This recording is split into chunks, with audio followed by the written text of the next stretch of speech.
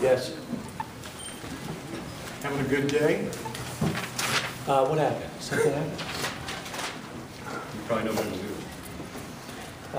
do. We'll announce when everything is, when all the kids have announced next week, when we get the entire class in, then we'll go through it. You would comment on the Joe Pa situation? I don't know enough about it. I traveled yesterday, so I wasn't even in front of the TV. Yesterday night, and then I didn't get home till 11. And I got up this morning, did my thing, and I went home to look at the news, and I fell asleep. I woke up, and I'm hearing everybody saying he got fired, and I don't know. Cal, what, you always say you're going to look at a film and look back, and then you'll find things to go over. You won by 85. What did you find that you could tell those guys? We started right. We didn't start shooting all threes, which we did the game before. The intensity level as a team defense was terrific, and we ran wide, which made the game easier. When we did have opportunities to execute, we did. Went to the bench, guys did their thing. And I told them, I mean, it's hard being up 60 and continuing to play, like second half. And it's hard. I mean, and they played. And even in the end, you know, with 7 minutes to go or so, we put in Sammy and Brian, and neither one of those guys really practices in practice, let alone to get there and have to play 7 minutes.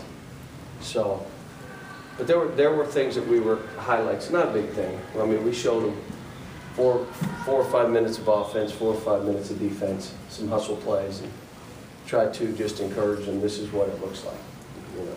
Considering it's early November, it's not February, March, are you happy with where you've gone so far, even though you've got a long way to go? No, I'm fine with where we are. It's that who we're going to have to play. And everybody doesn't want to accept when I said it's going to be hard. We just talked today, what if we want to massage the ball? We haven't done it yet.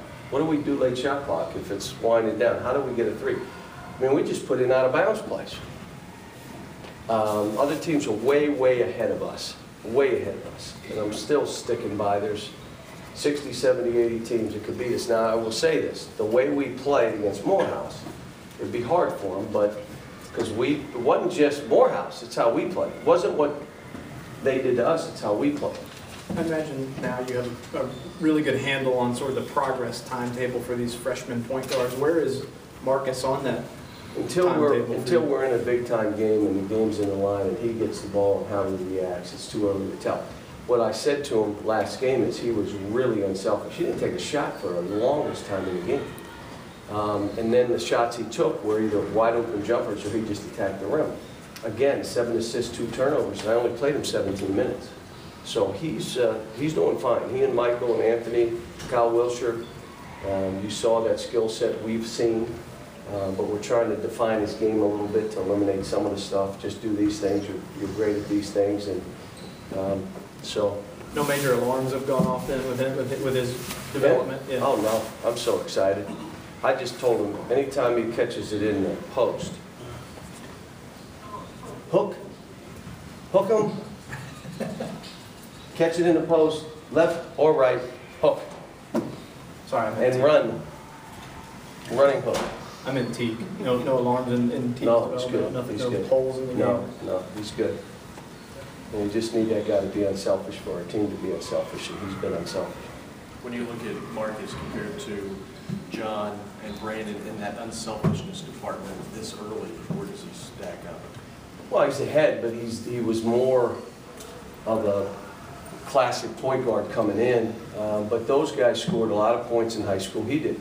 I talked to his team yesterday in front of him, and I just said, how many did you average in high school? 25, 27? And that's when you couldn't make a jump shot. So there were some 35s and 30s, just like Brandon and just like John Wall. And yesterday he starts the first 7, 8 minutes of the game, doesn't even look at the rim because they were trying to stop him from getting to the basket. So he's done what the team needs him to do. On top of it, he defends on the ball. You know, Dwayne, who I don't think knows anything about basketball, but Dwayne said to me that he thought this team defends better than that team 2 years ago. And I said, well, how can you say that, being one of those that don't know anything about basketball?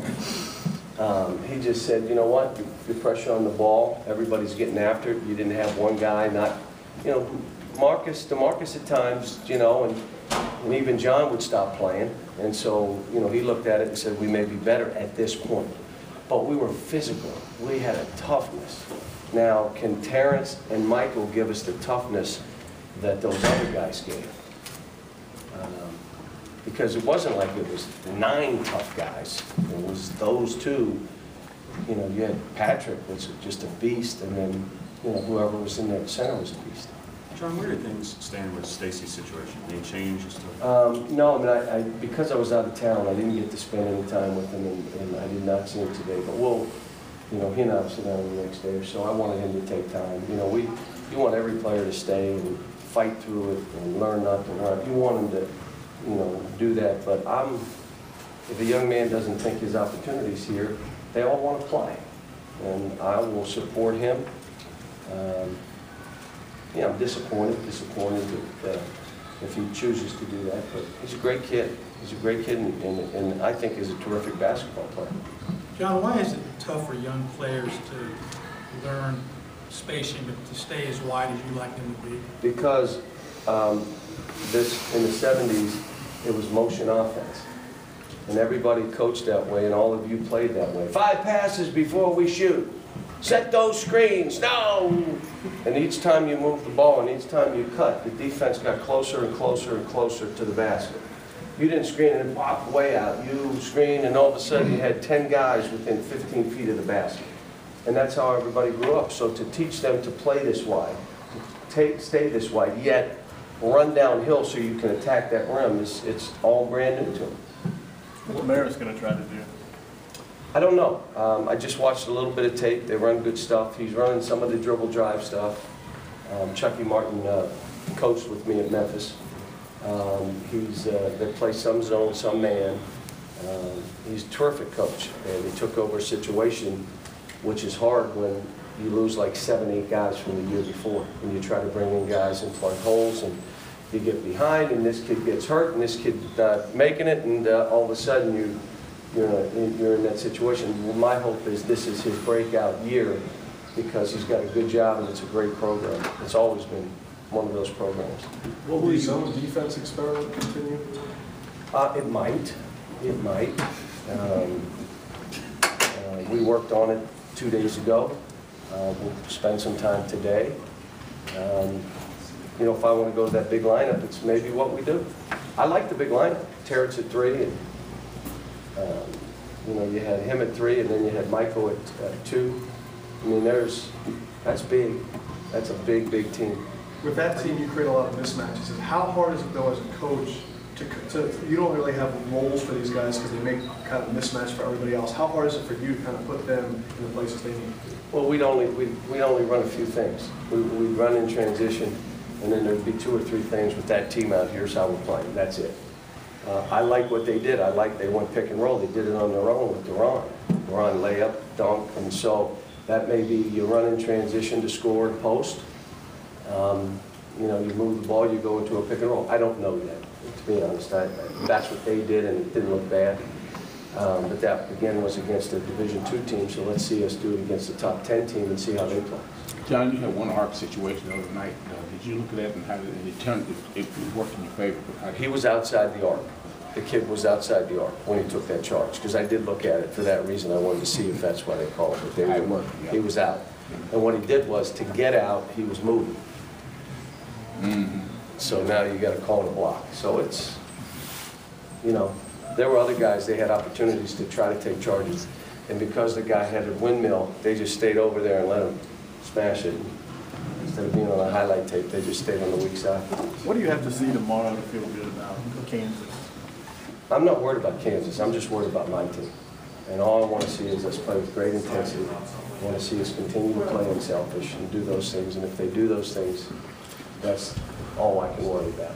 But I'm not getting ahead of myself worrying about anybody else or any other team. We know our schedule is very demanding.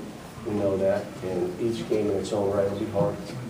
Is it guarantee you that your players are taking it one game at a time? I don't know. I haven't talked to them. I haven't seen them. But you won't believe this. When they have a day off, they don't come in and kibitz in my office. Yeah, you said the other night that it might be a situation with Darius and Doron that you decide either or Is that the way you're leaning as far as starting lineup Well, goes? I think it'll be decided here, but probably, you know, unless something crazy happens, like Doron going back to New York, in all likelihood, I'll start him. I do that with anybody that goes home. They go into their hometown, I start them, so I would tell you that would be the case there. But, you know, maybe in the next couple days or 3 days, he just, you know, doesn't do his thing. I doubt it. He's been spending extra time. He's been in there early. He's jumping on the Josh Harrelson thing.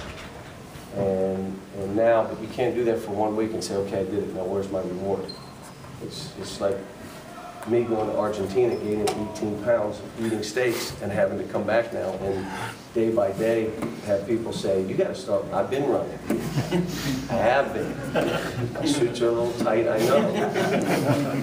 The only person that's fine with it is my wife, and that's the only one that really cares.